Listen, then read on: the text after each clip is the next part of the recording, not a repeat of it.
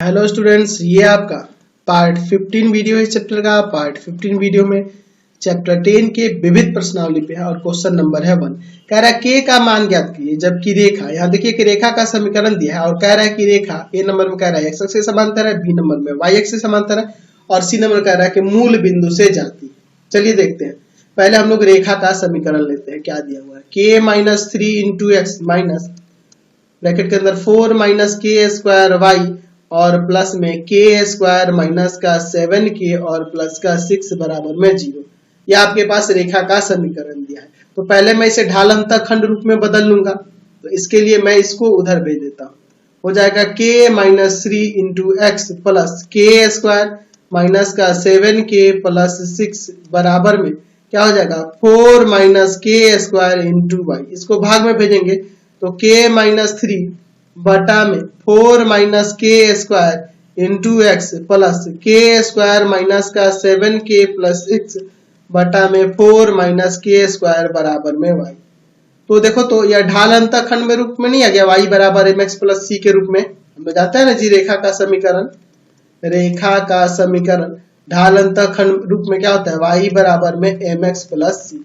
यानी कि यहाँ से रेखा का जो ढाल दिख रहा है वह k माइनस 3 बटा में 4 माइनस के स्क्वायर और y अक्ष पर अंतःखंड, अंतःखंड क्या दिख रहा है, अंतःखंड जो दिख रहा है वह है आपका क्या है के स्क्वायर माइनस का 7k प्लस 6 बटा में 4 माइनस के स्क्वायर। यह आपका अंतःखंड दिख रहा है y अक्ष पे। तो पहले में कह रहा है कि रेखा x अक्ष के समांतर है, रेखा x अक्ष के समांतर है, x अक्ष के समांतर। तो x अक्ष के समांतर जब होगा तो रेखा का ढाल 0 हो जाएगा, रेखा का ढाल बराबर में 0 हो जाएगा। तो रेखा का ढाल 0 यानी कि लिख देंगे k माइनस 3, ये रेखा का ढाल ही ना, और बटा में 4 माइनस के स्क्वायर बराबर, ये जाकर उधर गुना करेगा k माइनस 3 बराबर 0 यानी k का मान यहाँ से 3 निकल गया।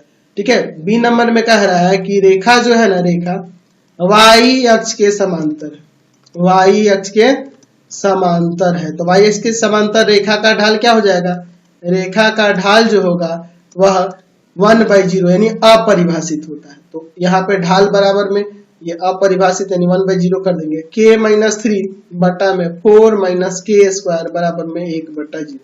क्रॉस मल्टीप्लाई करेंगे 0 बराबर में 4 माइनस के स्क्वायर, इसको इधर लाएंगे के स्क्वायर बराबर 4, के का मान यहाँ से प्लस माइनस 2 आ जाएगा। सी नंबर में क्या कह रहा है कि मूल बिंदु से जाती है। रेखा कहां से जाती है, मूल बिंदु से जाती है। रेखा मूल बिंदु से जाती है, तो मूल बिंदु से जाती है तो वह किसी अक्ष को नहीं काटेगी, ना तो एक्स अक्ष को काटेगी ना तो वाई अक्ष को, यानी कि वहां अंतःखंड नहीं होगा। अंतःखंड क्या हो जाएगा आपका 0 हो जाएगा, यानी अंतःखंड बराबर में 0 रख देंगे। समझ गए ना, यानी लिख सकते हैं अंतःखंड जो होगा, अंतःखंड जो होगा वह 0 होगा, यानी कि के स्क्वायर माइनस का 7k प्लस 6 बटा में 4 माइनस के स्क्वायर बराबर में 0। समझ गया ना, ये जाके उधर गुना करेगा 0 हो जाएगा, के स्क्वायर माइनस 7k प्लस 6 बराबर में 0। फिर ये फैक्टर करते हैं, के square minus 6k minus k plus 6 बराबर में 0।